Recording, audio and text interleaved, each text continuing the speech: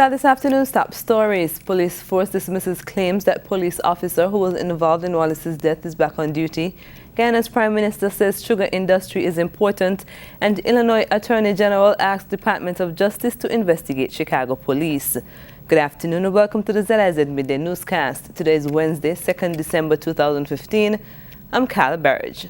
In national news, the Royal St. Christopher and Nevis Police Force has dismissed claims made within the media that the police officer who was involved in the shooting death of 17-year-old Philo Wallace is back on the job. A statement issued by the police office dated December 1st says reports made in the local media regarding the duty status of the police constable who was involved in the recent off-duty shooting incident are incorrect, adding that contrary to the report indicating that the police constable has been returned to duty, the Royal St. Christopher and Nevis Police Force would like to inform that the constable continues on administrative leave pending the findings of a coroner's inquest. Hugh Raffy Wallace, father of the late Philo Wallace, was quoted in a Win FM News article as saying he had heard that the officer was back on the job.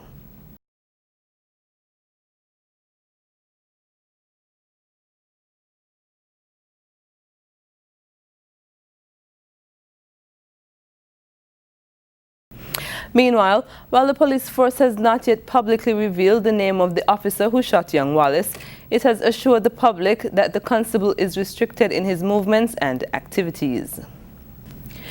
Meantime, when one reporter sat with Acting Commissioner of Police Stafford Liburd on Saturday, the top cop said he was proud of the work that officers had been doing in recent months, noting that many of them are risking their lives to ensure others are safe. There's some who are sleeping on our beaches, sleeping in bushes, sleeping in areas, spending the night trying to make the areas safe so persons can enjoy a peaceful night. Yes, we are facing some challenges, and challenges that I believe we can overcome once the community sees the importance of cooperation. Acting Police Commissioner Stafford Liburd. Prime Minister Dr. the Honorable Timothy Harris has offered words of congratulations to Barbados and Suriname in light of their independence anniversary celebrations. In a letter to Barbados' Prime Minister, the Honorable Fundel Stewart, Harris said Barbados has a commendable legacy of achievements and successes for which you have won the respect and admiration of countries worldwide. In a similar letter to His Excellency Desir Delano Desi Boutirse, President of Suriname, Dr. Harris said Suriname continues to demonstrate a commitment to fulfill its role as a significant team player in the regional integration movement, and I anticipate your unwavering support as we advance our progressive agenda to engender meaningful development in our beloved countries. Suriname gained its independence on November 25, 1975, while Barbados gained its independence on November 30, 1966.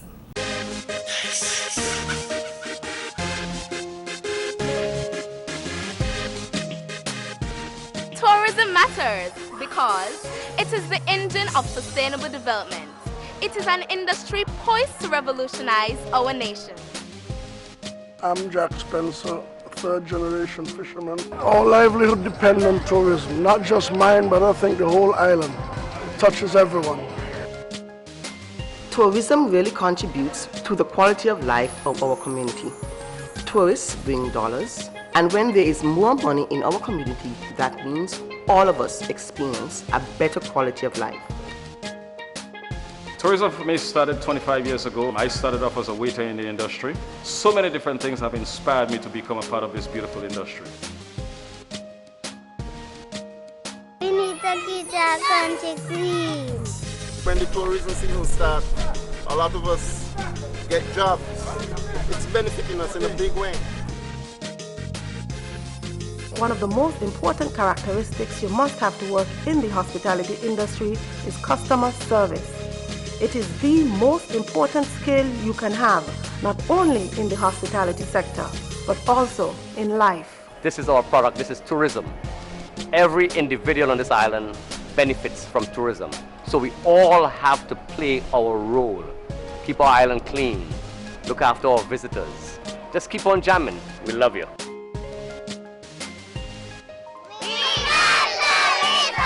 I am tourism. I am tourism. I am tourism. And I'm tourism. I am tourism. I am tourism. I am tourism. I am tourism. I am tourism. Follow your heart to saying kids.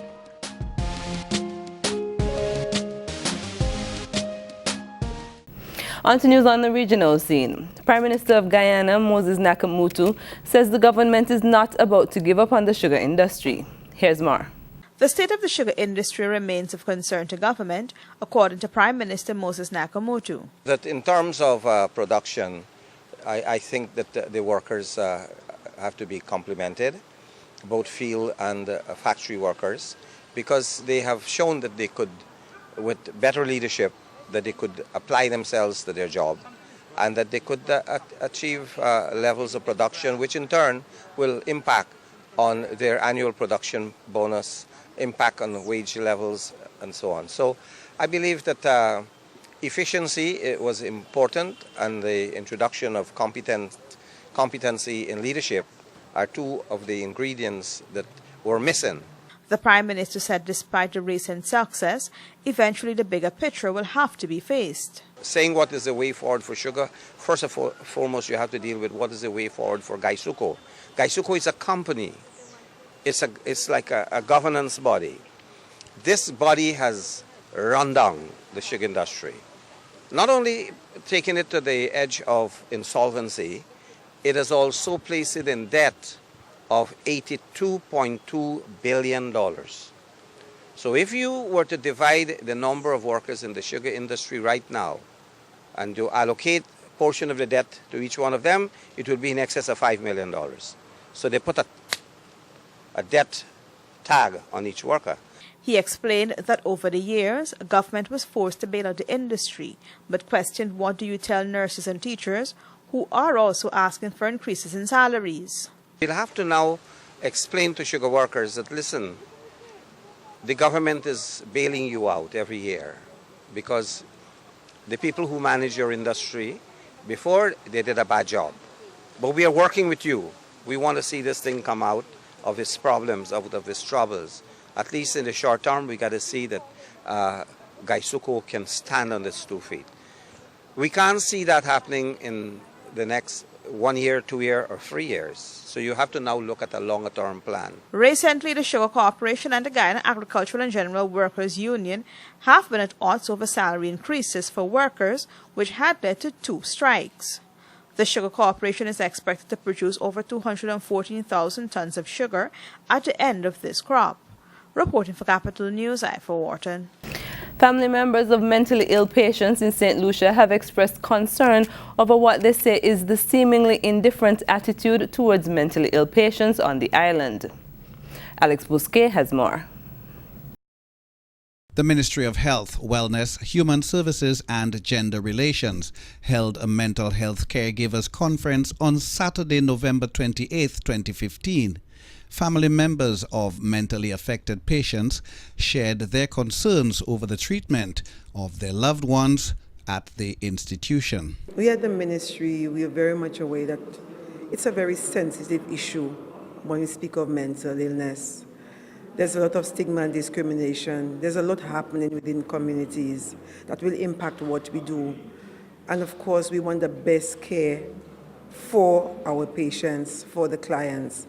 But it was very important to bring caregivers, whether it's at the attached to the wellness center or family members or community members who care for persons with mental illness.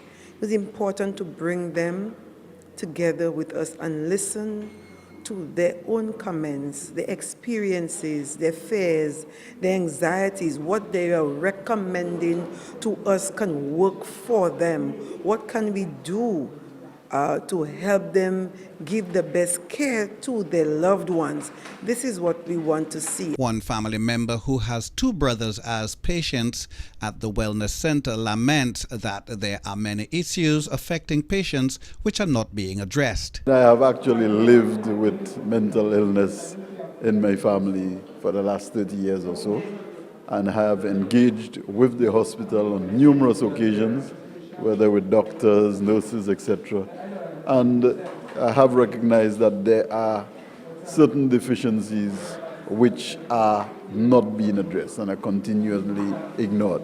Mr. Mangal says mental health does not only pertain to the person who provide care to patients. When a patient goes in, the patient has to come back to a family. And families love their mentally ill members, just like, they love any other member. And families want to see their members get better, get well, and are able to be reintegrated into the society. With 2 family members suffering from mental illnesses, Mr. Mangal laments that the authorities of the institution, particularly doctors, should emphasize more with patients. For the DBS News World, I am Alex Bousquet. Internationally, the Illinois Attorney General is asking the Justice Department to investigate the Chicago Police Department. On Tuesday, Police Superintendent Gary McCarthy was forced to resign following the release of a dash cam video showing a black teenager being shot 16 times by a white officer. The officer is being charged with murder. Dean Reynolds has more. Police Superintendent Gary McCarthy has been under pressure since protests followed the release of this police dash cam video showing Chicago police officer Jason Van Dyke shooting 17-year-old Laquan McDonald 16 times last October. Many, including local politicians, called for McCarthy to resign, and Tuesday, Mayor Emanuel followed through. He has become an issue rather than dealing with the issue. The mayor also announced the creation of a new police accountability task force. 16 shots! But a group of faith and community leaders demonstrating outside the mayor's office called for an independent police auditor instead.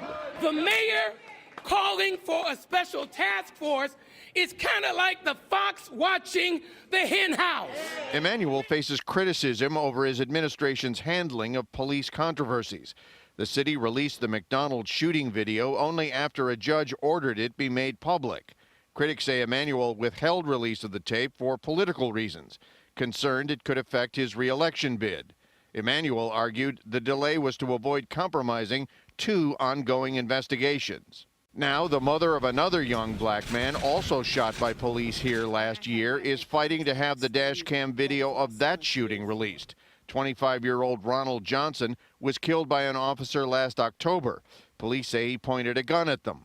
Johnson's mother and her attorney say they have already seen the video. The dash cam video, which I'm not allowed to show you today, clearly shows that he was not carrying a weapon, nor did he ever turn and point anything. Now, the attorney for Johnson's mother says that dash cam video could be released by court order as soon as December 10th. A new poll shows Donald Trump is still leading the GOP race, with 27% of Republicans nationwide backing the real estate mogul. Nancy Cortez reports on how Trump's comments about Muslims and a disabled reporter have not hurt him. I think they're weak generally. You want to know the truth, but I won't say that. At a nighttime rally in New Hampshire, Trump dismissed the rest of the GOP pack and repeated his debunked claim that he saw thousands of Muslims celebrating in New Jersey on 9/11. And I saw it, and a lot of people saw it. As proof, he cited a newspaper article, as well as clips from New York station WCBS and from MTV in 2001, none of which showed a large celebration. There has been no jubilee in the streets. There hasn't been, anybody out in the neighborhoods having fun or thinking this was a great or glorious idea. In Dubuque, Iowa, former Florida Governor Jeb Bush accused Trump of saying things he knows aren't accurate for shock value. He's gone too far, and he's showing a lack of seriousness as being capable of being president. Bush is stuck at 5% in the latest Quinnipiac poll, while Senators Marco Rubio and Ted Cruz are both up 3 points from last month. Nonetheless, Bush set his sights on Democratic frontrunner Hillary Clinton, and these comments she made to Charlie Rose about fighting ISIS. In terms of thousands of combat troops, like some on the Republican side are recommending, I think that should be a non-starter. Bush said he'd leave all options on the table. This is all political for her.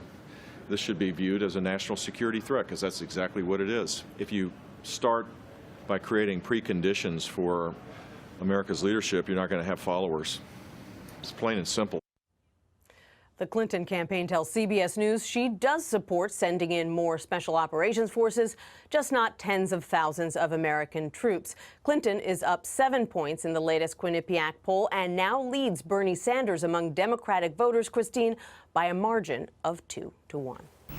Taking a look at the weather, temperatures today will peak at 80 degrees Fahrenheit with a gentle breeze blowing from the east-northeast at 12 miles per hour. Today, expect partly sunny to cloudy conditions with a good chance of some quick passing showers. Tonight, we'll see partly cloudy skies with isolated showers. Seas are moderate to locally rough with waves up to 7 feet. A small craft advisory is in effect for the coastal waters east and north of the Leeward Islands. Sunset later today will be at 5:35 p.m., while sunrise tomorrow will be at 6:26 a.m. And that brings us to the end of the ZIZ Midday Newscast. Join us this evening for these stories and more in detail. Thank you for joining us. I'm Carla Barrage.